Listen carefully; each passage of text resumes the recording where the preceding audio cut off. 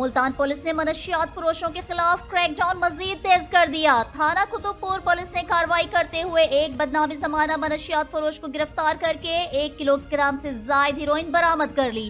مزید تفصیلات جانتے ہیں ہمارے نمائندے مجاہد شاکر سے۔ جی مجاہد، ہمیں تفصیلات سے آگاہ کیجیے گا۔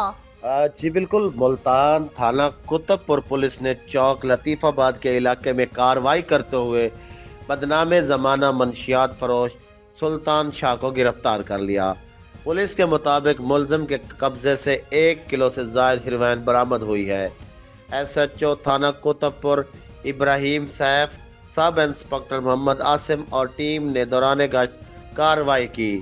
پولیس نے گرفتار ملزم کے خلاف مقدمہ درج کر کے مزید تفتیش شروع کر دی ہے۔